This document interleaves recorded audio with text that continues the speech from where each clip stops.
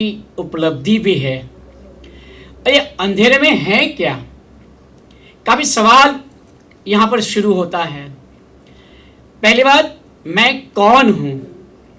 अंतः चेतना में, कवि के मानसिकता में एक चित्र उभरता है और कविता की शुरुआत में एक अज्ञात रक्त स्नाता पुरुष प्रवेश करता है।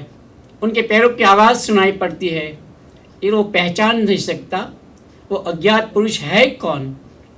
फिर धीरे धीरे जो वो गहराई में पहुंचते हैं तो कुछ आवाज़ें आती है। कभी यहाँ पर थकता नहीं है, लेकिन कंप जाता है। वह कौन है? वह मनु कौन है? अज्ञात सत्ता मेरे भीतर क्यों मुझे छटपटा रही है? आखिर वो शक्ति है कौन? ये जो अथातो ब्रह्म जिज्ञासा वाली जो बात है, एक नए संदर्भ में मुक्तिबोध यहाँ पर रख रहे हैं। आखिर मेरे अंदर कौन है और ये अंधेरा क्या है? चेतन, अचेतन और अवचेतन मन के हमारे जो विचार है, हम सब कहीं न कहीं अंधेरे में है। और मुक्तिबोध की इस कविता को और भी स्पष्ट करने के लिए मैं अपनी एक कविता की 4 पंक्तियाँ रखना चाहूँगा। जिंदगी हाँ जिंदगी कैसी है यह जिंदगी, बाहर उजाला भीतर अंधेरा, फिर भी सब जीते हैं जिंदगी। आते हैं अंधेरे से उजाले में, आते हैं अंधेरे से उजाले में, तब होती है जिंदगी, तब चलती है जिंदगी, तब ढलती है जिंदगी। तो देखिए, हर व्यक्ति कहीं न कहीं अपने आप को दंभ में एक अपना खाका बनाकर जीता है। कौन अपने आप को पहचान पाया है कि मैं कौन हूँ, कहाँ से आया हूँ, मुझे क्या करना है? और उसी क्रम में अलग अलग बंदों में मुक्तिबोध ने इस कविता का गठन किया है। 77 स्टैंजों में लिखी ये लंबी कविता व्यक्ति की, बोलो सर, 5 मिनट बाकी है। अपने मन में अंधेरा है, यही एक ब्रह्मराक्षस है और वही अवरांग उटांग है। ये गुह्य अंधकार कहीं न कहीं अपने मन की परतों को खोलने की चाबियां, ये कुंजियां मुक्तिबोध की रचना में हमें प्राप्त होती है। भूल गलती एक उनकी दूसरी कविता है जो सामंतवाद का पूरा चित्रण करते हैं। सामंतवाद के दरबार में एक ईमानदार व्यक्ति को लाकर खड़ा कर दिया है। कसूर क्या था उसका? कसूर ये था कि ईमानदार व्यक्ति ने सामंतवाद के खिलाफ सच्चाई को पेश किया था, और सच्चाई को पेश करते हैं तो ईमान के पैरों में बेड़ियां लग जाती है। उसको सामंत के दरबार में रिश्वत दी जाती है, प्रलोभन दिया जाता है, यहाँ तक ये कह जाता है कि तुम अपनी भूल स्वीकार करो तो आपको जिंदगी बख्शिश में दे देंगे। ईमान कहता है ये बेशर्म सी जिंदगी मुझे नहीं चाहिए, मेरा ईमान आज भी है कल भी रहेगा, तुम्हारी ये भूल गलती तुम्हें स्वीकार करनी ही होगी। कितना प्रबल विरोध है। आखिरकार कवि सच्चाई के साथ रहता है, ईमान के साथ रहता है, अपने ईमान को बेचता नहीं। तो ये भूल गलती सामंतवादी शासकों का प्रतीक है। और ये प्रजा के साथ अक्सर कहा जाता है, जब तक जनता सोई हुई है तब तक भूल गलती होती रहेगी, होती रहेगी। और इसके लिए हमें नई दिशा को आयाम देना है।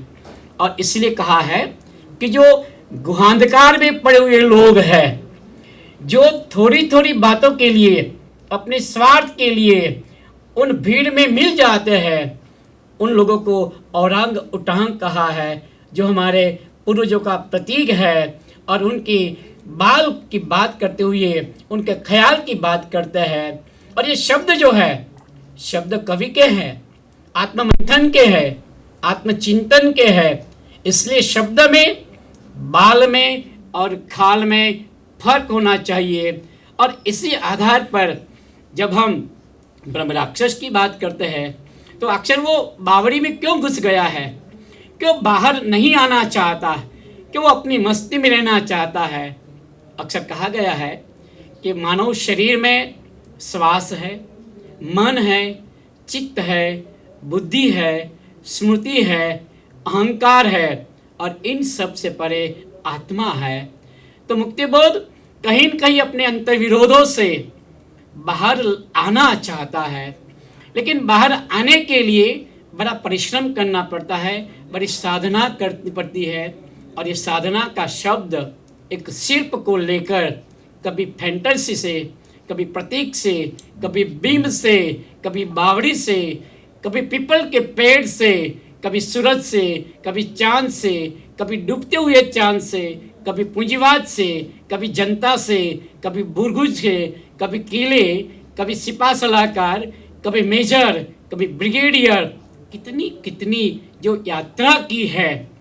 मुक्तिबोध सशक्त है, उनके शब्द बड़े प्रभावशाली है।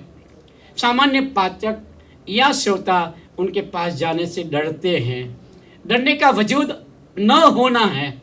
जिनके पास वजूद है वही मुक्तिबोध के पास जा सकते हैं, उनके कदमे नक्शों पर चलने की थोड़ी सी हिम्मत कर सकते हैं।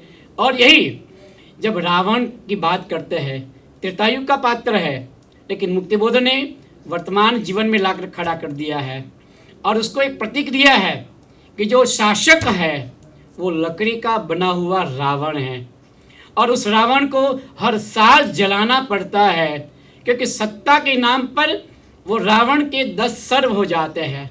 वो मनुष्य हो जाता है, खुदी हो जाता है, जनता का शोषण करता है और ये समझता है मैं सबसे ऊपर हूँ और ऊपर हूँ इसलिए मैं सबसे बड़ा हूँ, मुखिया हूँ और मैं दुनिया का नियंत्रक हूँ। लेकिन दोस्तों, ये रावण की लंका दह करने के लिए मुक्तिबोध ने इन शब्दों का प्रयोग किया है और कहा है, रावण तू ये मत सोच, जनता अभी भी जग रही है। आने वाली पीढ़ी की जनता तुम्हें हर साल जलाएगी, तुम्हारा नाम शेष कर देगी और ये जनता का ही विद्रोह आगे लाकर क्रांति करेगा। क्योंकि क्रांति जो है वो ऐशाराम की जिंदगी वाले नहीं कर सकते, एयर कंडीशन में बैठने वाले विचारक नहीं कर सकते, कभी नहीं कर सकते। ये मजदूर करेंगे, सर्वहारा करेंगे और इसी में हमारी इतिश्री होती है, इसी से हमारी मुक्ति होती है।